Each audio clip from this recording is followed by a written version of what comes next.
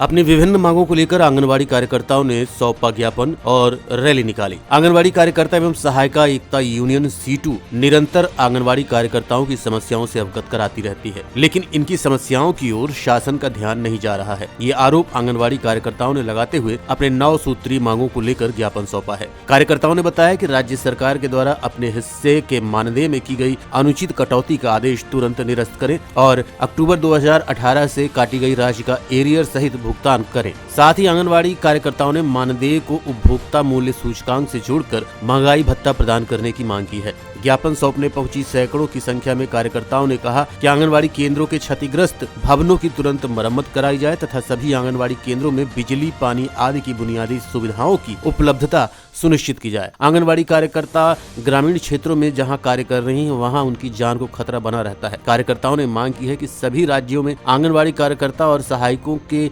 लंबित वेतन और सभी भत्तों का तुरंत भुगतान किया जाए और मजदूरी का नियमित भुगतान सुनिश्चित किया जाए। हमारा आंगनबाड़ी का जो आंदोलन है आज पूरे देश में चल रहा है, हमारा राष्ट्रव्यापी आंदोलन है और ये आंदोलन हमारा आज सारे जिन मुद्दों को लेके है वो प्रधानमंत्री से संबंधित भी हैं कि सरकार हमें किसी तरह से कर्मचारी का दर्जा नहीं दे रही है, ना न्यूनतम वेतन दे रही है, ना तो जो श्रम सम्मेलन में निर्धारित हुआ था 45 में और 47 में कि न्यूनतम वेतन दिया जाए, पेंशन दी जाए, सामाजिक सुरक्षा दी जाए, ये दिया जाए, तो वो नहीं दे रही है। और राज्य सरकार से भी हमारी जो लड़ाई है वो है, उनके लिए भी हमारा ज्ञापन है। और जो हमारी महिला बाल विकास मंत्री हैं और जो भारत सरकार है वो दोनों का एक जो पोषण ट्रैकर शुरू किया है, वो पोषण ट्रैकर में कोई भी सुविधा नहीं देते हुए वो ज़बरदस्ती काम करवाना चाह रहे हैं। अगर किसी की कोई कमी रह जाती है, मोबाइल नहीं है, अब परिवार में बच्चों के पास है, कैसे तैसे करके वो काम कर रही है, लेकिन अब वो मोबाइल तो बच्चे लेके चले जाते हैं, तो वो ट्रैक करने का भी काम उनने शुरू कर दिया कि 9 बजे जो है वो केंद्र खोलो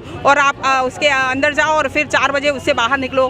तो ये सारा जो कार्यक्रम है, ना तो उन्होंने मोबाइल दिया और ये सारा करवा रहे हैं। उसके साथ में बहुत सी उसमें असुविधाएं हैं, समस्याएं हैं। उन समस्याओं को जब तक दूर नहीं किया जाता तब तक किसी तरह से वो कार्यकर्ताओं को प्रताड़ित ना करें, उनको पनिश ना करें, उनका मानदेय काट रहे हैं, सेवा समाप्त कर रहे हैं, ये सारा जो इन्होंने बना रखा है सारा, तो इसके खिलाफ हमारा ये आंदोलन है। और सरकार जो है, मोदी जी जो हैं, उन्होंने 92 एपिसोड में जो बोला है मन की बात में कि जो कुपोषण है वो भजन करने से खत्म होगा और मध्य प्रदेश में भजन करवाया जा रहा है और कुपोषण दूर किया जा रहा है। तो यदि भजन करने से ही कुपोषण दूर होना है तो सारे खाने पीने की कोई ज़रूरत ही नहीं है, सारे लोग भजन करने लगे। तो हमारी मांग ये है कि सारे ये अंधविश्वास जो फैला रहे हैं इसको ख़त्म करें और बच्चों के लिए अच्छा पोषण आहार दें और उनकी देखरेख के लिए अच्छी व्यवस्था दें। ये हमारी मांग है सरकार से। और आंगनबाड़ी कार्यकर्ताओं को न्यूनतम वेतन दे, जब तक न्यूनतम वेतन सरकारी कर्मचारी नहीं कर रहे हैं तो न्यूनतम वेतन दे। और जो रिटायरमेंट पे माने मध्य प्रदेश सरकार ने, मुख्यमंत्री ने घोषणा की थी 2018 में 8 अप्रैल को कि उनको रिटायरमेंट पे 1 लाख रुपए कार्यकर्ता को, 75,000 रुपये सहायिका को देंगे, वो आज तक नहीं लागू किया। सारे लोग खाली हाथ जो है अपने घर जा रहे हैं। आज उनकी कंडीशनें बहुत ख़राब हैं, जिनको कोई सहारा देने वाला नहीं है, वो भीख मांगने की स्थिति में। और अब इस उम्र में तो भीख भी नहीं मांगी जाती। और देखिए, खाना भी लगता है, रोटी भी लगती है, कपड़ा भी लगता है, दवाई भी लगती है, लेकिन है कुछ नहीं।